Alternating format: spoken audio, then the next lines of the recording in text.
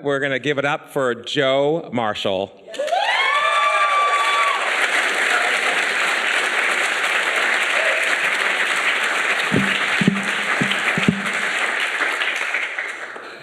So the last time that I wore a dress was when I turned 3. And my parents say that I didn't even make it through the whole birthday party without needing to go off and change my clothes. And I don't remember my 3rd birthday, and I don't remember the battles that I guess we had about clothes even before then, but apparently I was stubborn enough about what I would and would not wear, even as a toddler, that my parents pretty much gave up, at least on dresses, when I turned 3. The only time that I remember them trying to get me to wear a dress was when I was about 7, and my aunt was getting married. And so the original plan for the wedding was that me and my little sister and the 2 daughters of my aunt's friend were going to be flower girls. And when I first heard about this news, I was completely horrified. There was no way I could be a flower girl. I mean, the word girl was right there in that job description. The word that I was trying so hard to distance myself from. And so I kind of just tried to put this whole idea out of mind for as long as I could, until it came time for my grandmother to start sewing dresses. And I very clearly remember sitting up on the tall countertop in her basement while she was trying to get me to sit still long enough so she could measure my arms and legs, and I was being entirely uncooperative. I was not sitting the way she wanted to, and mostly just fidgeting around with her tomato-shaped pincushion that I always like to play with. And while this was all going on, both my mom and my grandma were trying their best last-ditch efforts to try to talk me into just wearing a dress for the wedding. My mom even offered me $50, and when I said no to that, my grandma immediately chimed in with another 50 of her own. And they say that they even raised the offer a little higher than that, but I wasn't budging, and luckily they pretty quickly realized that they were fighting a losing battle. So it was decided there would be no dress for me, and instead I could wear a shirt and pants. And it still makes me happy to think about how good the relief of that decision felt. I all of a sudden was very cooperative about the measuring. And the next problem was that I couldn't exactly be a flower girl if I wasn't gonna wear the requisite matching dress. And since my family didn't want to just leave me out of the wedding, they decided to make up a new job for me.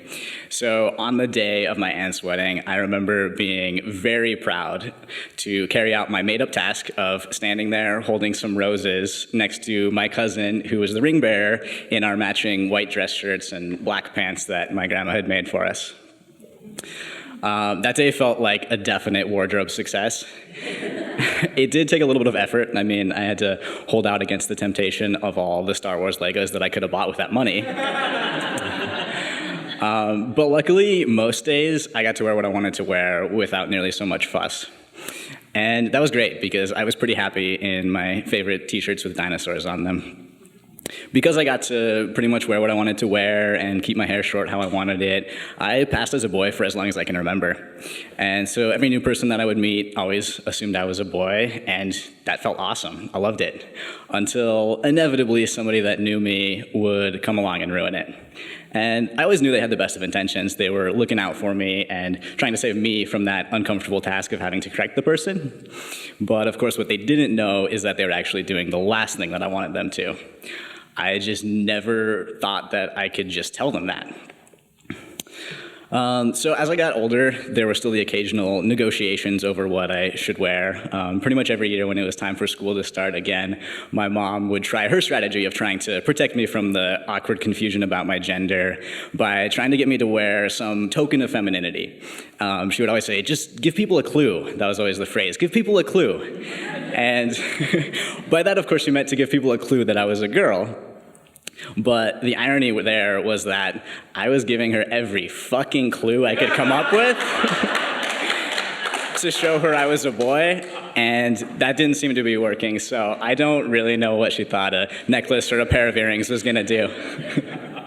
Mostly instead, I stuck to my own strategy, which was to wear what I wanted to wear, not talk about it very much, and try to avoid having my gender become the topic of conversation. When I was in middle school, I started going online and looking for stuff that felt relatable, and I immediately latched onto anything queer I could get my hands on. I would watch any gay movie, no matter how campy and low budget it was. I would listen to hours and hours of these cheesy gay podcasts, and I was entirely obsessed with music by queer artists. But even with all of this, I still struggled to find examples of people that I felt like I could completely relate to. And then when I was 15, I somehow found out about the group SMIRC in Portland, which is the Sexual Minority Youth Resource Center.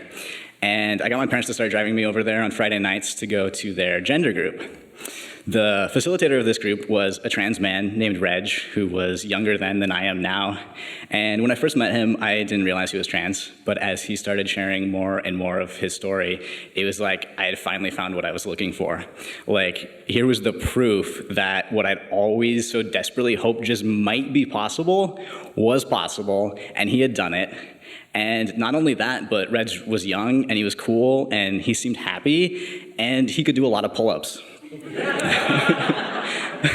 So to top that off, the next summer, Reg took a group of a few of us from SMIRC up to the Gender Odyssey conference in Seattle, which is this huge conference every year for trans people and anybody questioning their gender identity.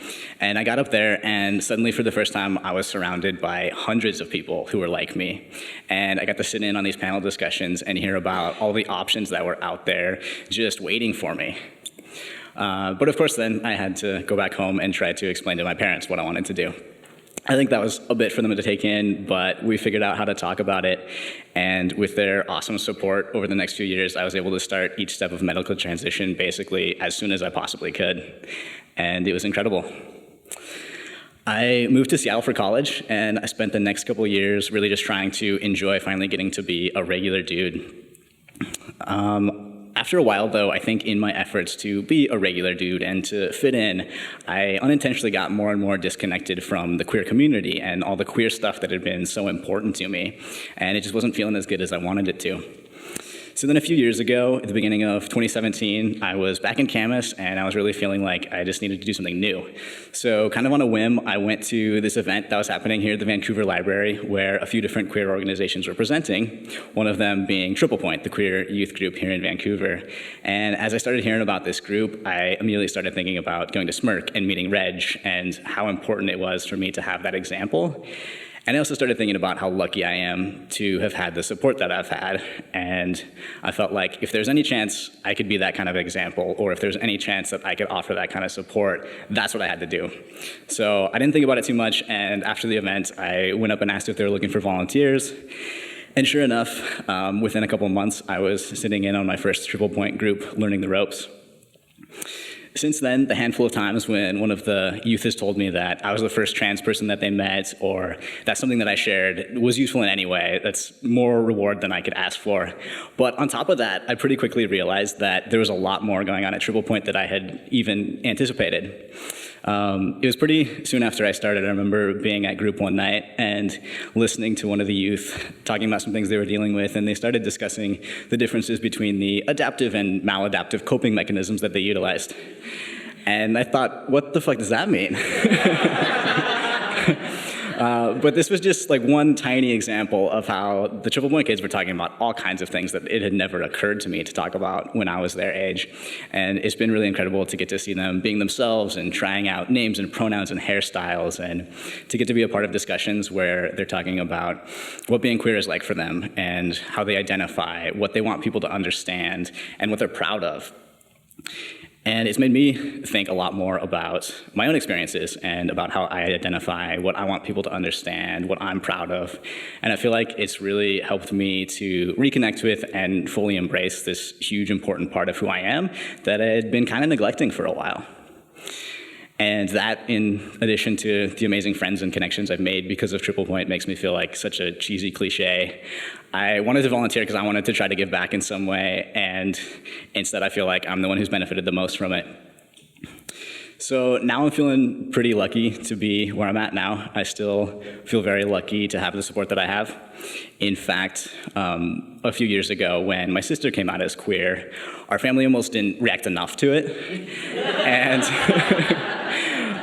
now my parents both have multiple trans and gay pride t-shirts that my mom especially likes to wear to work on casual Fridays. And in a couple of weeks, we'll celebrate Father's Day the same way that we have the last few years by all going to the Portland Pride Parade, which always happens to fall on Father's Day. I am still volunteering at Triple Point, and I'm still figuring more things out.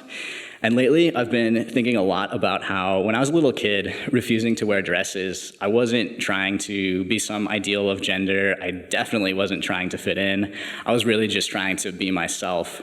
And I think somewhere along the way, I started to lose sight of that just a little bit. So it feels really good to remember what that original goal was. And so now, mostly, I'm still just trying to be myself. Thanks. Joe Marshall.